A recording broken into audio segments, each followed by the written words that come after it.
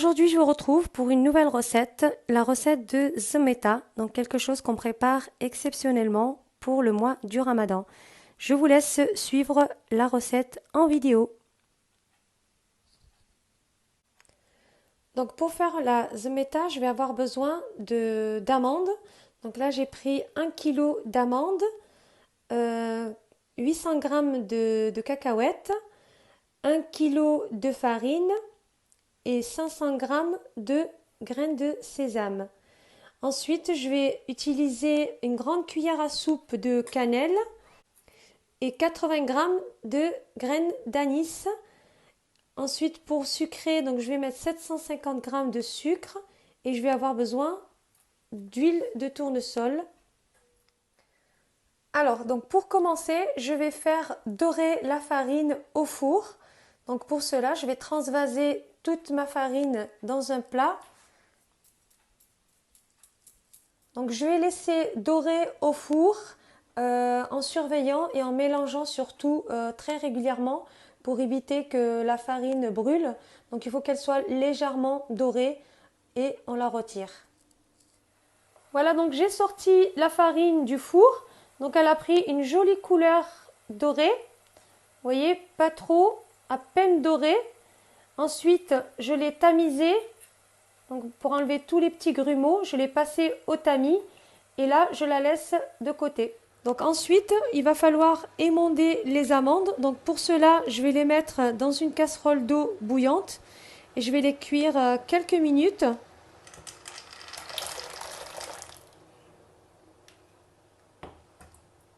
Donc là, je vais couper le feu, les égoutter et ensuite, je vais les émonder une à une. Donc voilà, de cette façon. Voilà, comme ça. Voilà, donc là j'ai mes amandes que j'ai émondées, lavées et séchées avec une serviette. Je vais passer à l'étape suivante. Donc j'ai pris une casserole, j'ai mis donc de l'huile que je vais chauffer et je vais frire mes amandes et mes cacahuètes. Donc là j'ai pris les amandes et les cacahuètes et je vais les frire dans l'huile.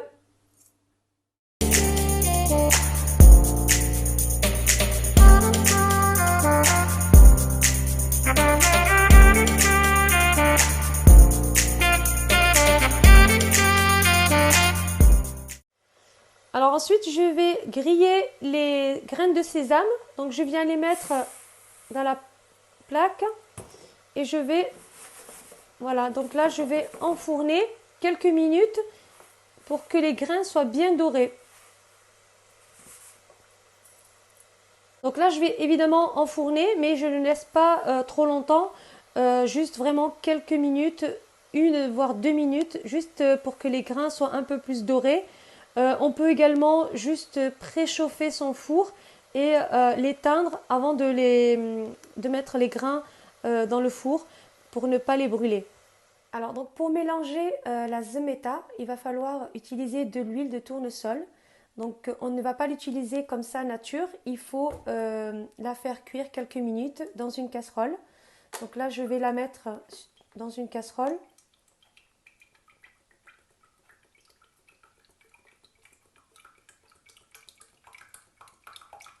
Je vais utiliser environ 1 litre. Donc là, je vais mettre sur feu doux et je vais laisser cuire 15 minutes. Ensuite, je retire du feu et je laisse mon huile refroidir. Et je l'utiliserai pour la dernière étape, donc pour mélanger la Zmeta. Alors maintenant, j'ai les amandes que j'ai donc grillées. Donc j'ai laissé refroidir.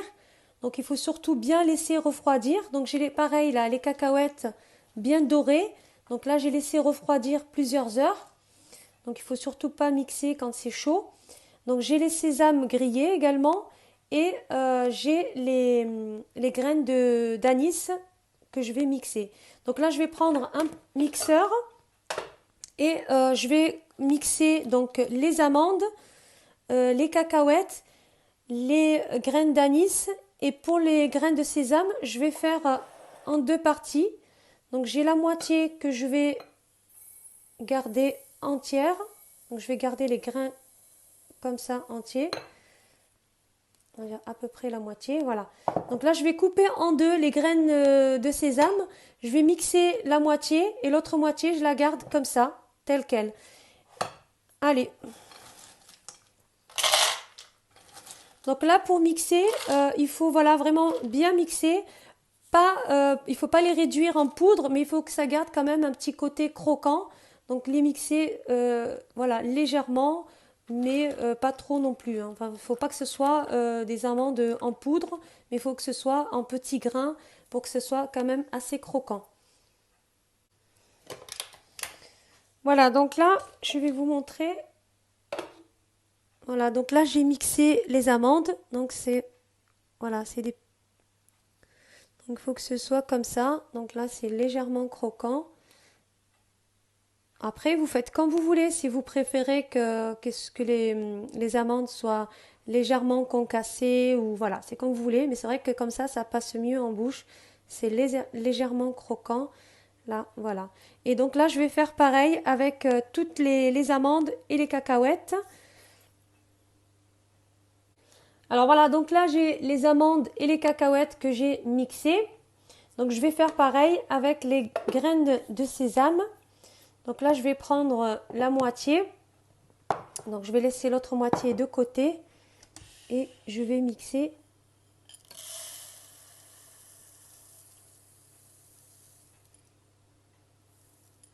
Voilà, donc là, je vais mixer les graines de sésame. J'ai mixé donc les graines de sésame et je vais faire pareil avec les graines d'anis. Donc pareil, je vais mettre les 40 g d'anis dans le mixeur et je vais le mixer. J'ai bien mixé les graines d'anis, donc il faut vraiment qu'elles se soient bien réduites en poudre. Et puis donc là maintenant, je vais passer à la suite. Et je vais venir donc tamiser les graines d'anis que j'ai mixées.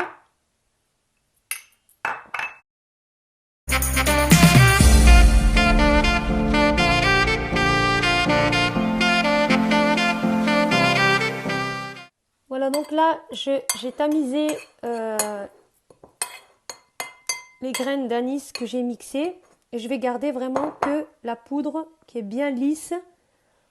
Alors voilà, donc là, j'ai donc fini de tout préparer. Donc là, j'ai d'un côté, dans un grand plat ou dans un grand saladier, j'ai mis donc toutes les amandes et les cacahuètes que j'ai mixées. Donc j'ai ma farine qui a été dorée. J'ai les graines de sésame que j'ai laissées entières et j'ai les graines de sésame que j'ai mixées. Donc j'ai la grande cuillère à soupe de cannelle moulue et j'ai les graines d'anis que j'ai mixées et passées au tamis. Et ensuite là j'ai le sucre, donc j'ai les 750 g de sucre. Donc là je vais mélanger tout ça dans un grand plat. Donc là je vais prendre un grand plat comme ça, assez creux. Et je vais mélanger donc la farine, donc les graines de sésame entières mixées, l'anis mixé, la cannelle et le sucre. Donc je mélange tout ça dans le grand saladier. Après pour les quantités, on peut vraiment faire ce qu'on veut. Moi j'ai fait une grande quantité aujourd'hui, mais bien sûr vous pouvez tout diviser en 2 ou en 3 et faire une quantité un peu moins importante, on va dire.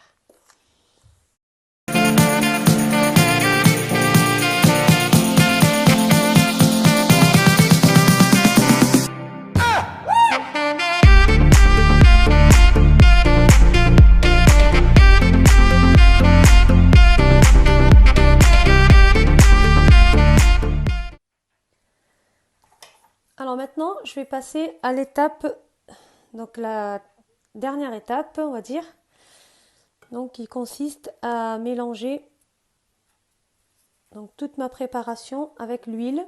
Donc là, j'ai l'huile que j'ai bien chauffée, donc j'ai fait cuire, on va dire, quelques minutes, à peu près 15-20 minutes. J'ai laissé refroidir et je vais utiliser cette huile pour mélanger. Donc il faut qu'elle soit vraiment bien froide avant de pouvoir mélanger. Je vais en mettre un petit peu comme ça. Et puis, je vais mélanger au fur et à mesure.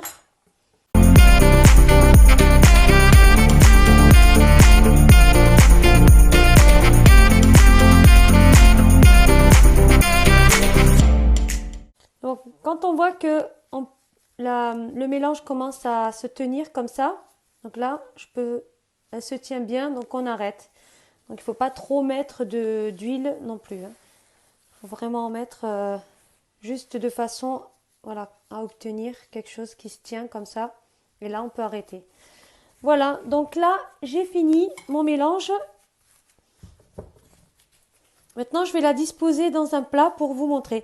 Et le résultat final, après, donc elle peut se conserver vraiment plusieurs semaines.